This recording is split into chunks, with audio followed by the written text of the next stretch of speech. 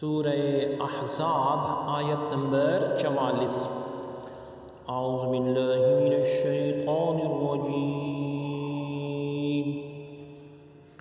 بسم اللہ الرحمن الرحیم۔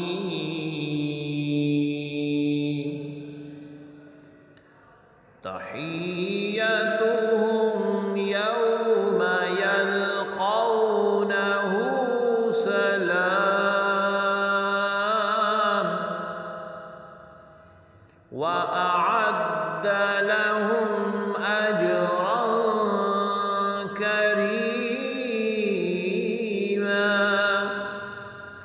لفظی ترجمہ ہے تحیت یعنی تحفہ، ہم ان کی یوما جس دن یلقونا ملیں گے، ہو اسے سلام واہ اور اعدّا تیار کیا، لا واسطے، ہم ان کے اجرن ثواب، کریمن عزت والا۔ بامحاورہ ترجمہ ہے جس دن وہ مومن اس سے ملاقات کریں گے تو ان کی ملاقات کا تحفہ سلام ہوگا، اور اس نے ان کے لیے بڑی عظمت والا اجر تیار کر رکھا ہے۔ آیت کی تفسیر میں فرمایا گیا، جو اس آیت میں فرمایا تحیتهم یوم یلقونہ سلام، کہ ان کے لیے ملتے وقت کا ابتدائی سلام جو ہے وہ ہوگا، یعنی پہلا کلام ان کا سلام ہوگا۔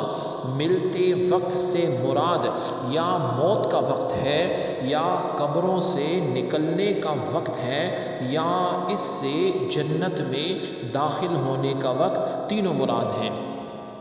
اور مروی ہے کہ حضرت اسرائیل علیہ السلام کسی مومن کی روح اس کو سلام کیے بغیر قبض نہیں فرماتے، یعنی پہلے سلام فرماتے ہیں، اور یہ بھی حدیث میں آتا ہے، مفہوم ہے کہ کلمے کی تلقین فرماتے ہیں، اور کلمے کی تلقین فرماتے ہیں تو پہلا جو ہے وہ سلام کرتے ہیں۔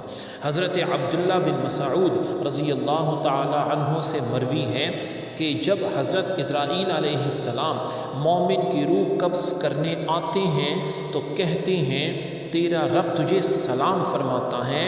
اور ایک روایت میں یہ بھی ہے کہ مومنین جب قبروں سے نکلیں گے تو فرشتے سلامتی کی بشارت کے طور پر انہیں سلام کریں گے۔ اور اسی طرح جو ہے رب کے سلام کے بارے میں بھی سورہ یاسین میں ہے کہ اعوذ باللہ من الشیطان الرجیم، بسم اللہ الرحمن الرحیم، سلام قولا من رب الرحیم، یعنی سلام ہوگا اس جو کہا جائے گا اس رب رحیم کی طرف۔